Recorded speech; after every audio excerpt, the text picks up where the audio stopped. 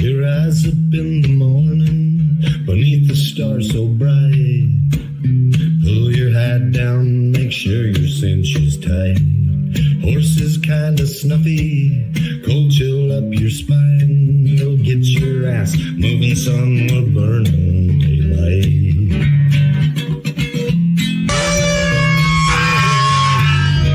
Howdy there, I'm Matt McKinley and we're burning daylight. In the saddle till the job's done right. Welcome to Burnin' Daylight, the only podcast for the working cowboy. Well, welcome back, Daylight Burners. Happy Monday. Hope you all had a good weekend. Spring is in the air, but I think the whole state of Nebraska, or pretty close to it, is on fire. And yeah, so is the world. But this is the Friggin Farm and Ranch Report for Monday, March 16th, 2026. Welcome back, and let's get into it. We'll do a quick hit on the on the cattle markets because I haven't looked on anything for this morning, but they closed out. Live cattle futures closed out Friday. Was it 3? That is not 9. Hold on. All right. Live cattle down 367 on the week, 93.45. That's not correct. All right. Cash down 5 to 8 lower, 235 to 236 live, 372 dressed. JBS Greeley has a threat of a labor strike going on, so that's kind of spooked some of the feedlots. Box beef is humming right along. Choice at $397.92, up 83 cents. Select at $391.54, up 72 cents. Charging $400.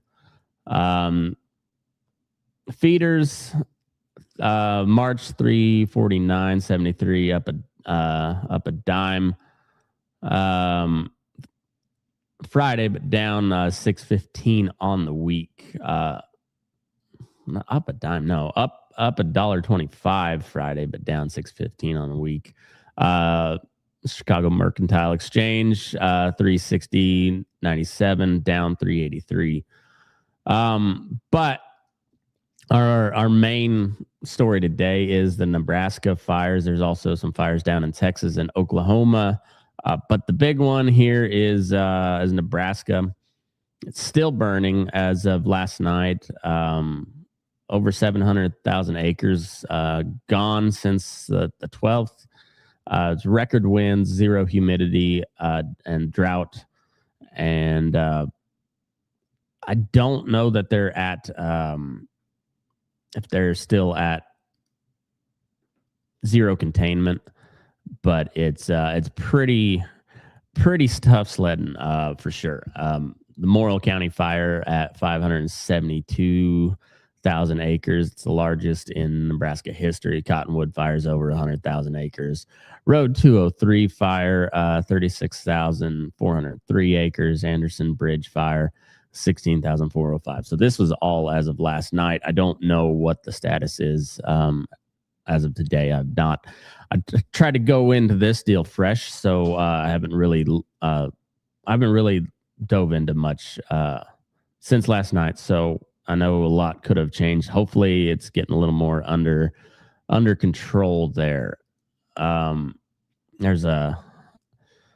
There's some pictures of the fire there. If you're watching I have video on Spotify, so you can watch it there. It's also live on YouTube and Substack. I'll also be putting my show notes available on Substack for paid subscribers. You can subscribe over there. I believe it is burnin-daylight.substack.com. Anyways, quote from Glenna Shirley from Lisco, Nebraska. Just looking across those hills, it just looks like a desert. I've never seen anything like it. So, it was pretty intense. Governor Pillen commenting on the aerial coverage of of the fires, says Mama cows on burnt ground walking to water, and it's better than we thought. So the cattle are mostly safe, they said, but reluctant to move. But it's pretty rough. There was supposed to be a picture of the black sand hills, but it didn't make it on this. So bear with me. The AI is still learning. But the cattle operations face 20 to 30% feed hikes, and then many miles of fence repairs coming. National Guard has deployed Black Hawk helicopters to assist in. I don't know if they're fighting fires with the Black Hawks or search and rescue, or I'm not sure what, but it's a pretty tough situation. And with that type of wind, it's and no humidity, it's a good condition for a fire, which is bad for people. Okay. So in the aftermath, USDA, the FSA office is open, and they are saying start documenting now. The deadline to document for the NAP disaster aid, ELAP feed and grazing losses, LIP livestock deaths, get photos, vet certification, receipts, all of it. Start doing it now. The deadline to file is March 1st, 2027, but without any documentation, without the documentation, you're not going to get the money. So start documenting now.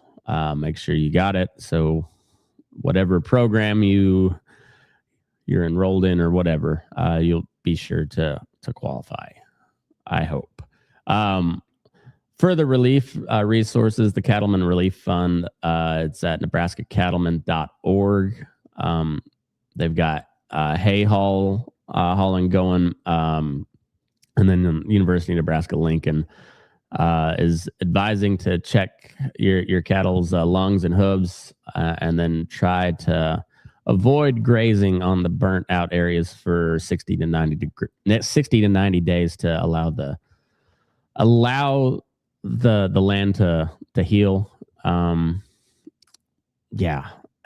It's hard to even imagine having to try to give out advice to somebody whose ranch is still on fire, and that is not funny. It's just a funny situation trying to put yourself in that in the extension agent's feet, or in his, trying to walk in his shoes there for a minute. It's like, hey guys, by the way, try not to graze for 60, 90 days. Let your land heal. And it's important. I think it's very important, but also it kind of cracked me up in a sick and twisted kind of way. So I apologize for that. But market ripple effects in the short term, we're going to have some forced sales, and that's going to add even more supply chain pressure, as the cattle herd's already the smallest it's been. Nebraska, if you haven't heard, pretty big beef state, pretty big cattle producing state in general, and coming up on a million acres burned. It's that's pretty rough. In the midterm, the feed costs are gonna just devastate your cash flow. Potentially. Hopefully there's some options out there, but it's just, if it ain't one thing, it's another. It's just one damn thing after another. You got already kind of not kind of, but just a almost impossible market to live in with if you're a cattle producer. And then you got the Iran, Israel, U.S. Persian Gulf nonsense going on that is driving up fertilizer and fuel costs, and now you got fire on top of that, and it's just one thing after another. Long term effects, of course, be a year or two for full pasture recovery, maybe more, and it could put a dent in the herd rebuild nationally. So it's pretty tough situation. But luckily the people involved that are going to be hit the hardest are pretty hardy, resilient people. And so keep them all in your prayers. If you can, if you got the ability to donate and help out, please do so. And go back to that was NebraskaCattlemen's.org for the relief fund. So check that out. Let's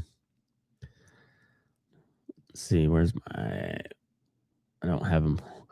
Supposed to have a weather slide there, but the plains are the High Plains region 65% in a drought 2 or greater. Fire risk is extremely high.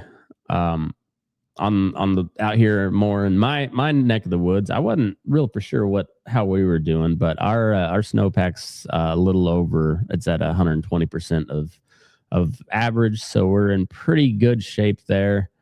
Thankfully. Before we get to on this day in history, the Farm Bill has still been stalled, but CCC loans were extended for disasters.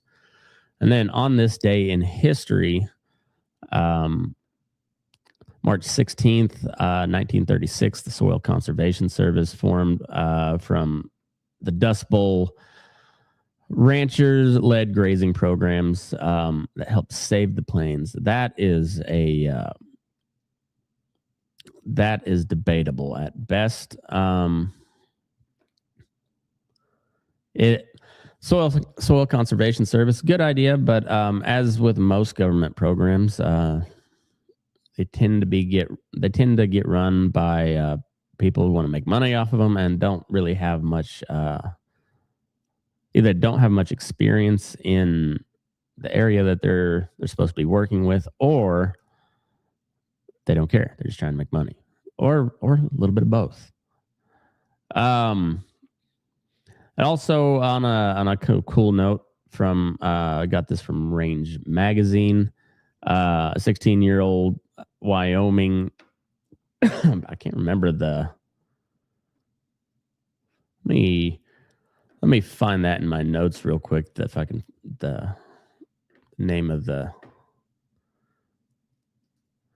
kid that won, but it was a family ranch bred and trained border collie that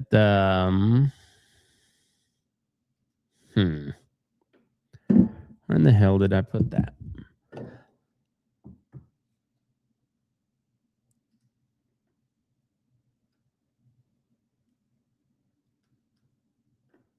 Anyhow, I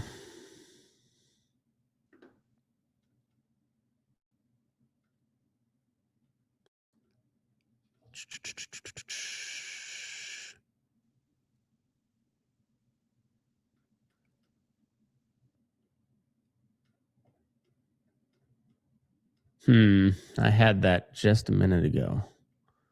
Now I can't find it.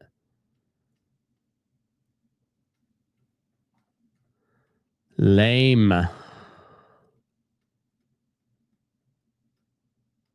Oh, here we go. I found my notes.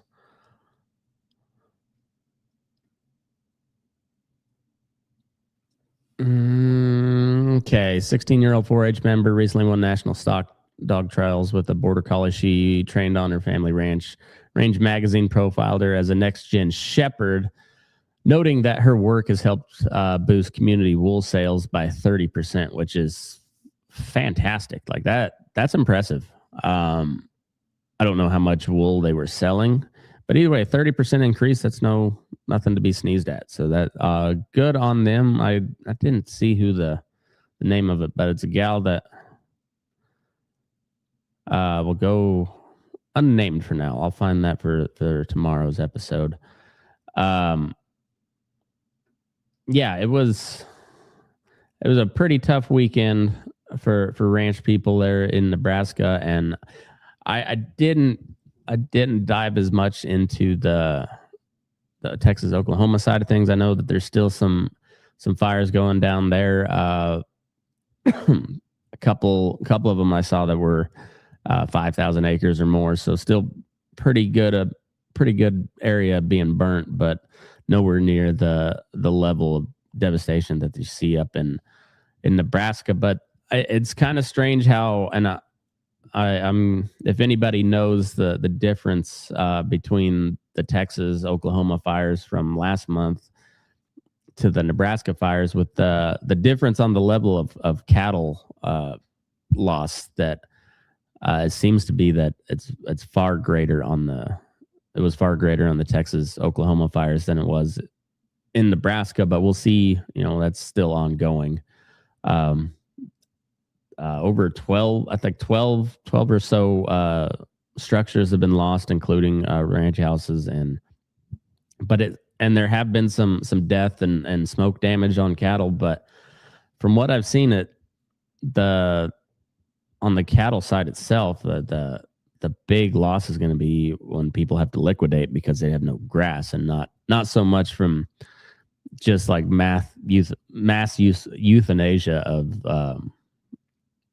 just burn up cattle like there was in Texas, Oklahoma. So I'm praying for the best. I'm hoping and praying that this gets this gets under control. The winds die down and they're able to get this knocked down and start rebuilding.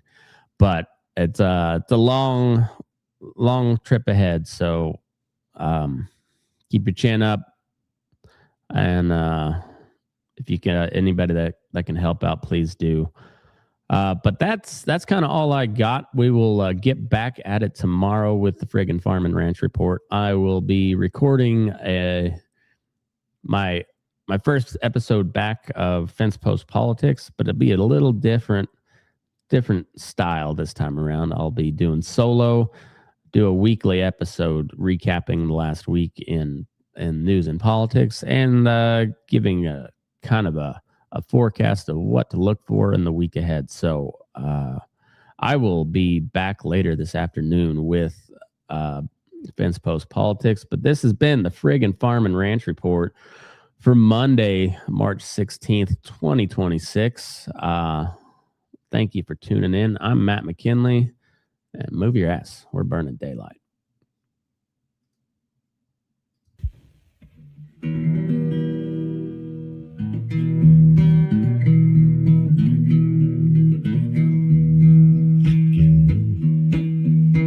Your eyes up in the morning, beneath the stars so bright. Pull your hat down, make sure your cinch is tight. Horse is kinda snuffy, cold chill up your spine. We'll get your ass moving, son, we're burning daylight. Burning daylight. Burning daylight. In the saddle till the job's done right.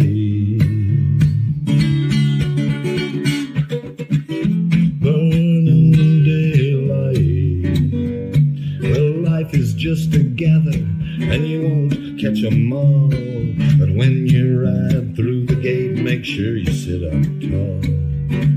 I can see the horizon, it's looking pretty bright. Well, get your ass moving, son, we're burning daylight. Burning